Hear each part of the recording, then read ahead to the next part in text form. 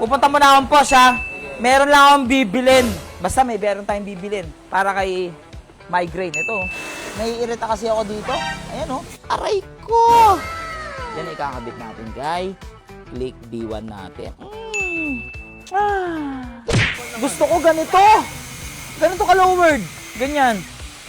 Pinakamahal na Byled sa buong Pilipinas yan. Oh. Ganda ng Byled ko, na mga galaw-galaw mo yan, oh. Yan! Pag nalubak, nakabalik agad.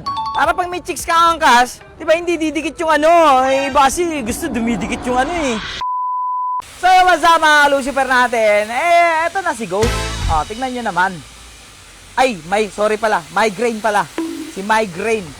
So ngayon, yung Byled natin ngayon, meron nang bumili. Pinakamahal na Byled sa buong Pilipinas yan. Oh. Ganda ng Byled ko, na mga galaw-galaw mo yan, oh. So iniinitan na ni Master Russell yan para pandiinan na.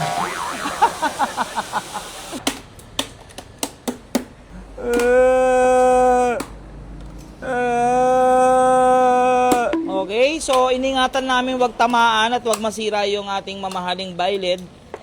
Pwede pa rin po nyong bilhin. Punta lang po kayo dito sa aming shop. Ayan po. Ayan po siya. Rare na siya. So makikita nyo yung pagkakasunog niya. Talagang dala ng panahon. Hindi po yan sinunog ng sadya. Rare na rare po yan. So syempre, ito na yung papalit ating bago. Ayan na. Tignan natin. Yay! Bago na ang lens. Pero may problema kami. Yung loob, wala na. Pinasok na ng amag. Pero, magbabayled naman tayo in the future eh. Ang importante ngayon, buo na siya. Sinisira naman kasi yung bahay yan, retrofit nung gumagawa yan. So, okay lang. So, ngayon, Kuya Russell, iwanan mo na ito dyan. Pupunta mo na akong posh ha. Meron lang akong bibilin. Kasi, basta meron tayong bibilin para kay migraine. Ito, naiirita kasi ako dito. Ayan oh. Tara, punta tayo doon. So, nandito tayo sa post. Siyempre, andito yung mga KYB. Ayan o, mga KYB. So, may dalawang klase sila dito. Paparating na yung K-Ultimate nila. Yun yung pinakamataas. So, meron tayong K-Alpha tsaka K-Elite. O, K-Elite, tapos K-Alpha. Yung may Yamaha 125. O, di ba? Iba-iba. Click, meron din tayong click. O, nandyan. Siyempre, yung ginamit natin kay Ghost is Elite na black. Ngayon naman, na ikakabit naman natin kay Click B1 natin is Elite na red.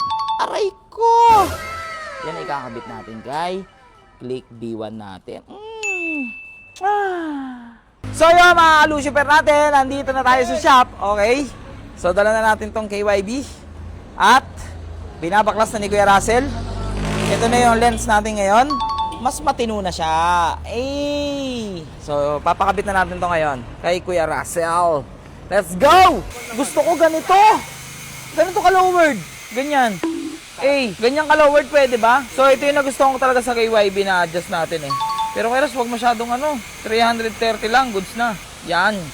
Ay, bagay na bagay. Buti na lang kulay red yung kinuha natin. Sheesh. So, ngayon, pwede natin i-adjust yan. Dahil naka 17 naman tayo. 17. Alright. Ganda!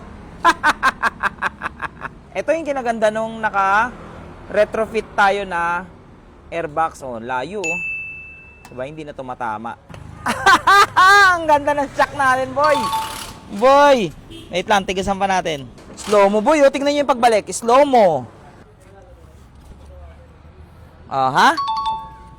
Slow mo. Diba? Ganyan kaganda. Para pag nalulubak tayo, tingnan nyo ako. Diba?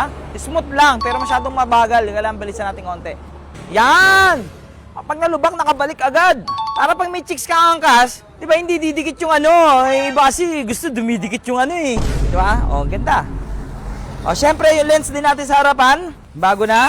Pero kung mapapansin nyo, parang madumi siyang tignan. Kasi yung loob, lumang-luma na talaga. So, bakit hindi ako nagpalit ng bago, yung buo? Kasi magpapabayled tayo. Ipon lang tayo, ha? Unti-unti na nabubuo si migraine. Para matapos na to. Tao'y pagod na. Pasukan na natin yan ng montage! Take it to the left, take it to the right.